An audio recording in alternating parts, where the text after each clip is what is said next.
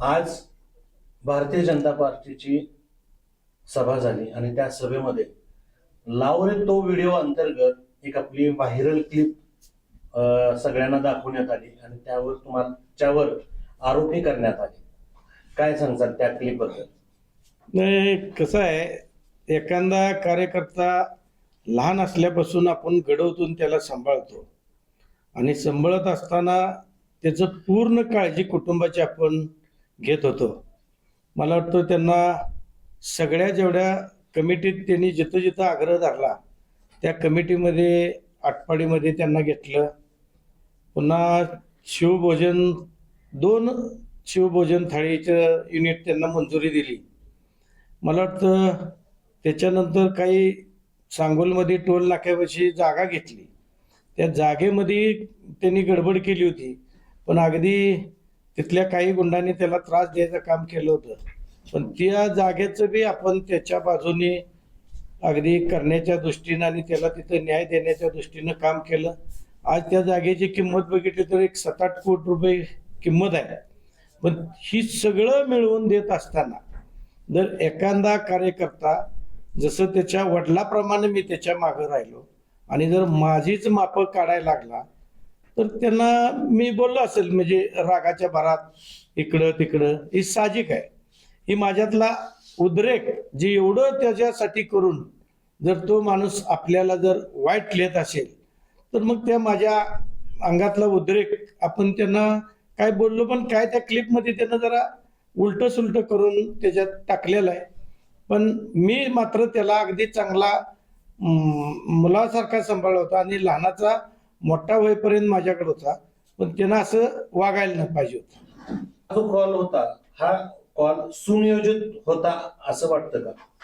वास्तविक काय तर ते भाजपचं काही डाव असते.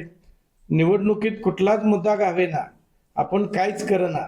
तर मी बऱ्याच भाषणात सांगतो की भाजप आता काही कामं सांगू शकत नाही. समोरचे काही जी माझ्यावरती ज्यानं लाव तो व्हिडिओ म्हणला, तुम्ही सरकार भाजपचं आहे, वर केंद्रात आहे म्हणून सांगताय, राज्यात आहे म्हणून सांगताय, मग विकास कामं का सांगत नाही?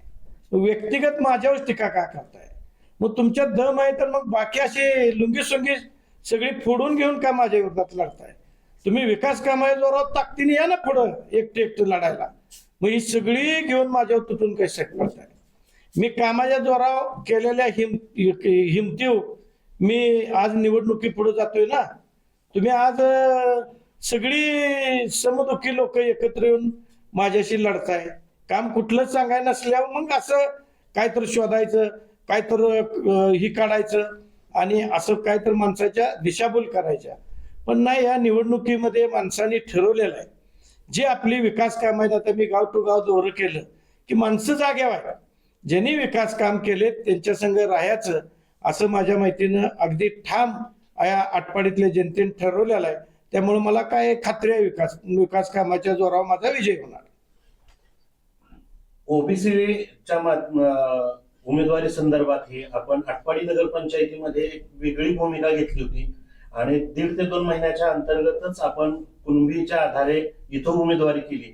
त्याच्यावरूनही हनुमंतराव देशमुख बापूसाहेब यांनी तुमच्यावर टीका केली आहे. नाही, वास्तविक पाहता मी जातपात न मानणारा माणूस आहे. मी आज आटपाडीच्या इतिहासामध्ये आज मार्केट कमिटीला जो मार्केट कमिटीचं अध्यक्ष आहे ती ओपन असते तरी एनटीचे आहेत. उपाध्यक्ष बी एनटी समाजाचे सुनील सरक आहे, अध्यक्ष संतोष पुजारी आहेत. मी या दिगंजीमध्ये पहिला ओबीसी डेप्युटी सरपंच मुन्ना तांबोळींना केला. पुन्हा या संजय गांधी निराधार समितीचा अध्यक्ष हे आमदार असतो आणि 2 तालुका आपले असल्यामुळं खानापूरला आमदार आणि आटपाडीला एक ओबीसीतला बाळासाहेब होंडराव त्यांना मी संजय गांधी निराधार समितीचं अध्यक्ष केलं. मी कुठली ही मानत नाही आणि मी उभा राहिलो इथं की राजेंद्रांना सांगितलं ना त्यांच्या भाषणात की तुम्ही वेळ आणली की तुम्ही जर कामाचा माणूस उभा केला असता, सामाजिक काम करणारा सामाजिक कार्यकर्ता असता किंवा त्याला कुठल्या राजकारणाचा गंध आहे असा माणूस जर तुम्ही उभा केला असता तर मग ठीक होतं. तुम्ही परिस्थितीच अशी आणली की असा माणूस उभा केला की जेणेकरून तो एक दुकानदार आणला आणि इथं आणून उभा केला आणि त्याच्या पुढं मग काही सामाजिक काम करणारी माणसं काय त्या राजकारणातनं मिळवत नाही, पण ते आर्थिकमुळं त्यांच्या पुढं टिकू शकत नाही. त्यामुळं पार्टीतल्या सगळ्या निर्णय केला वाटेल ते झालं तरी आपण इथून तुमच्या मुलाला उभा करावं. मी वास्तविक आता करगणीमधून उभा राहणार होतो, पण अजितदादाचा पहिल्यांदाच आम्हाला विनंती केली आणि फोन आला की आम्हाला एक तुम्ही तिकीट द्यावावी. मग मी पहिल्यांदाच जयदीप भैयांना खरसुंडीमधून शब्द दिला होता, आपल्या विद्याताई मोठ्यांना निंबुड्यामधून दिला होता आणि करगणीची ओपन होती, मी त्यांना म्हणतो तुम्ही दिगंचीची घ्या. पण त्यांनी ऐकलं नाही. त्यांनी म्हणले आम्हाला करगणीचाच आमचा तगडा उमेदवार इथं आहे विनायक मासाळ, त्यांना द्या. आणि पर्यायानं मी दिगंचीला उभा आलो. आणि मी कुठला असं ओबीसी ही ती काही मानत नाही. माझं काम बघा ना, कामात माझी जात बघू नका. मग जात बघून मी कामं करत असतो तर मग तुम्ही ही ओबीसी ही आणा. मी काम करतोय आणि मग सदैव माणसात आहे, त्यामुळे मी ही मानत नाही काही असं इकडं तिकडं असेल तर. जिल्हा परिषद निवडणुकीची आचारसंहिता लागण्यापूर्वी येथीलच वडापात्रात असलेलं महादेव मंदिर आणि गजानन महाराज मंदिराच्या सभा मंडपाचं भूमिपूजन केल्यानंतर कुटेनानांच्या घरी आपण अल्पोपहार घेतला होता आणि त्यावेळेस एक चित्र निर्माण झालं की शिवसेनेचा भावी उमेदवार हे कल्लाप्पा नाना कुठे असतील. मग अचानक चित्र कसं काय बदललं? आता मी तुम्हाला सांगितलंच की भाजप शोधतं, नुसता एकच कल्लाप्पांना कुठे नाही. आमचा चंदू भोसले निलकंठीचा उमेदवार त्यांनी आमच्यातनं नेऊन तिकडून उभा केला. अर्जुन पुजाऱ्यांची मिसेस लता पुजारी ती माझ्या पार्टीतनं सरपंच होती खरसुंडीची, त्यांनाही त्यांनी तिकडून नेऊन उभा केला. बंडू कातुरे त्यांनाही आम्ही एवढं मदत केली, ते आमच्यातनं जाऊन तिकडं उभा राहिलेत. तसंच ही चौथी वृत्ती ही आमच्यातनं गेलेली म्हणजे कुटे नानाच्या बाबतीत मी 1 वर्षाचाच कालखंड आमच्या पार्टीत येऊन त्यांना, त्याच्या आधी काही माझ्याकडे नव्हते, पण एका वर्षामध्ये त्यांनी महादेव मंदिराच्या तिथं सभा मंडप मागटला, त्यांना पण सभा मंडप दिला. त्यांनी वैयक्तिक डीपी मागितली 22 पोल टाकून मी डीपीटीसी मधनं त्यांना माझ्या फंडातनं त्यांना डीपी दिली. त्यांच्या दिलेल्या एका डीपीच्या रकमेत 5 गावाला 5 डीपी झाल्या असत्या, पण ह्या व्यक्तिगत ह्यांच्यासाठी आपण त्यांना डीपी दिली. काही व्यवहार भानगडीचे त्यांनी केले होते, त्यामध्ये काय त्यांचं पंढरपूरच्या काही लोकांसंग वाद झाला होता. ती वाद मिटवून त्यांनी अपेक्षा व्यक्त केली होती की माझे 5 लाख खर्च आलाय, पण मी त्या वादात 20 लाख मिटवून त्यांना दिले. म्हणजे जवळजवळ ही 20 डीपीचं 20, 40 आणि सभा मंडपाचं 15 असं 55 लाख रुपये माझ्याकडून ते एका वर्षामध्ये नफा घेऊन गेले. वास्तविक माझ्याकडे आल्यानंतर मी प्रामाणिक त्यांना अगदी मदत केली, पण ते भाजपची रणनीती कसा माइंड चेंज करतात मला काही माहित नाही. आदल्या दिवशी तुमच्याकडेच बाईट दिली की तानाजी पाटलासारखा माणूस नाही, अमोलदादासारखा माणूस नाही आणि सुहासभाईसारखी व्यक्ती नाही की याने अगदी प्रामाणिकपणे काम करतात. मला अनेक ठिकाणी मदत केली, पण माझ्याकडं मी यायच्या आधी ज्यांच्याकडे होते त्यांनी मला 3-3 कोटीला फसवले. नोटाबंदीत असतील किंवा मागच्या वेळा पंचायत समितीला तिकीट देताना असेल, असे त्याने अनेक मुद्दे आम्हाला मांडलेत, पण ते त्यांच्या संग लाव. पण मी त्यांना अगदी प्रामाणिक मदत केली. वास्तविक बंडू कातुरे त्यांच्या समवेत गेलेत, पण बंडू कातुरेने एक 10 मिनिट अगदी शांत राहून जर मनन केलं तर निश्चितपणानं त्याला आठवण येईल की ज्यांनी तुमच्यावरती मोका लावला, मोक्यातनं कोण अगदी सुटलं नाही, पण स्वर्गीय अनिलभाऊच्या पाठीमागे लागून आणि एकनाथ शिंदे साहेबांच्या पाठीमागे लागून आम्ही त्यांना मोक्यातनं बाहेर काढलं, मोक्यातनं. आणि जी त्यांच्या संग मोका लागणारी अजूनही आत आहे, म्हणजे उरलेलं आयुष्य त्यांनी माझ्यासाठी काढायला पाहिजे होतं. मी ताकदीनं त्यांना मदत करून मला वाटतं आपण त्यांना मोक्यातून बाहेर काढलं. पण वास्तविक त्यांनी मोक्यात टाकणाऱ्याच्या बाजूला गेले. म्हणजे बघा दुर्दैव, कुठे नानाचं 3 कोटी हांटलं त्यांनी त्यांच्या बाजूला गेले. मी त्यांना 55 लाख मिळवून दिले. चंदू पाटलांना आपण अगदी 15 दिवसापूर्वी 12 कामाची त्यांच्या गावात उद्घाटन केली होती, एकूण 5 कोटी रकमेच्या, पण ती 15 दिवसात बदलून तिकडे गेले. म्हणजे काय माझं आमचं मी टाळणे आहे का जादा काम करतोय ही माझी चूक होती, मला काय कळलं नाही. पण नाना जाणं ही नानाची चूक आहे. आपण गळ्यात माळ घालता, आज एक बोलता, किमान विसरी पडल्यानंतर 6 महिन्यानं बोलला असता तर ठीक होतं. पण आपण दुसऱ्या दिवशी दुसऱ्या पक्षात जाताय, हे अत्यंत वाईट काम आहे. आणि किमान माळकऱ्याच्या कडून अशी व्हायला न पाहिजे असं मी समजतो. म्हणजे माळकरी संप्रदायामध्ये असणाऱ्या व्यक्तीने आपण माळ घालावी का न घालावी कुठे नानाकडे बघितल्यानंतर अगदी शंका घेण्यासारखं काम आहे.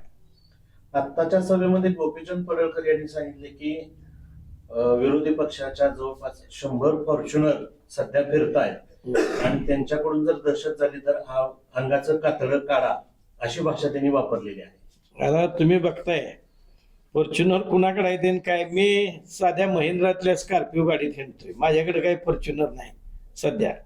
मी महिंद्राच्या गाडीत नाही हिंडतोय, साध्या गाडीत नाही हिंडतोय. बोलायचं एक आणि करायचं एक.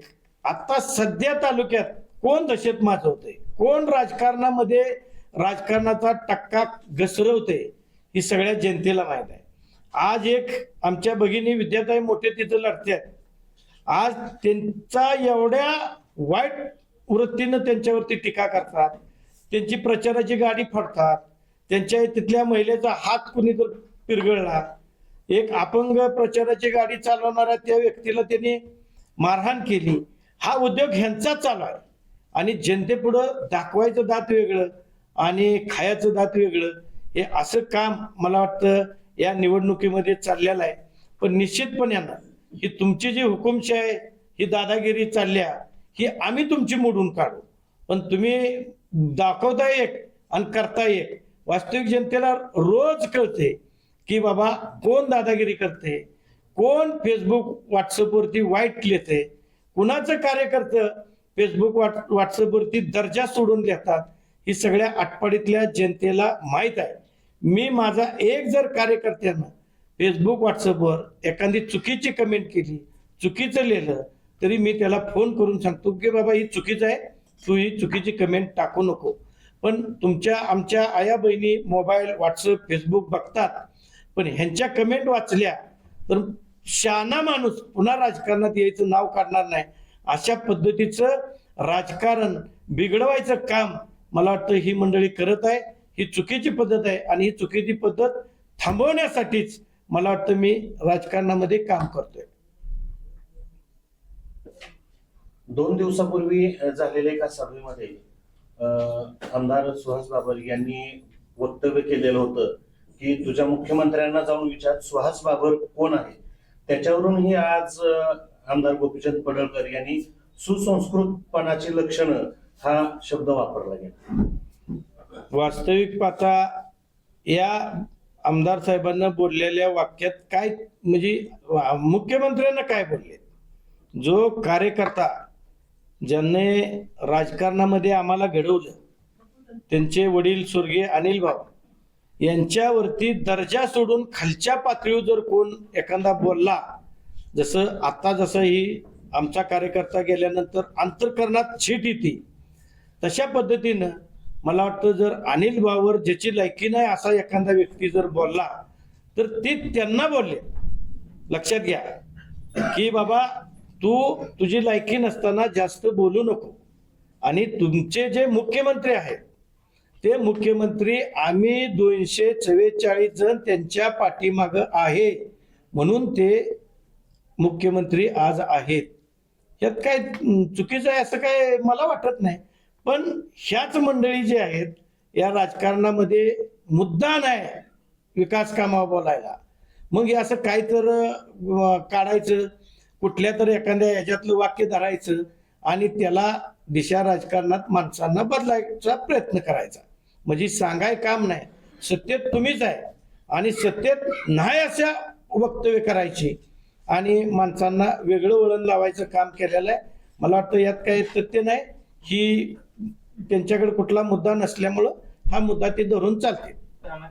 वातावरण आमचं बदललं आहे असं सध्या सगळ्यांच्याकडून सांगण्यात येत आहे. या निमित्तानं दिगंजीकरांना एक काय आवाहन करतात किंवा दिगंजी गटातील सर्व मतदारांना? कोण तर इथं येऊन भाषण करून अर्वच्य भाषेत बोलून, कुणावर तरी एकेरीव बोलून, टीकात्मक बोलून, मला वाटतं वातावरण बदलतं असं काही होत नाही.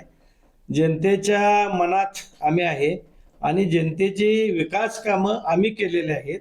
त्यामुळं त्यांच्या समाधानासाठी त्यांचं ब्रीदच आहे की टीकात्मक बोलणे, दुसऱ्याला तुच्छ लेखणे आणि दुसऱ्यावर एकेरीव बोलणे आणि माणसाची मनं भडकवणे आणि निवडणुकीला वेगळं वळण देणं. मला वाटतं माणसं विकास केलेल्या कामाच्या बाजूनं निश्चितपणानं अगदी शिवसेनेच्या बाजूनं राहतील आणि इथले तिन्ही उमेदवार या जिल्हा परिषद गटातले, जिल्हा परिषदचे उमेदवार, पंचायत समितीचे 2 उमेदवार ही आपल्या आटपाडी तालुक्यामधल्या इतर जिल्हा परिषद गटापेक्षा सगळ्यात जास्त लीडनं आलेले आपल्याला दिसते.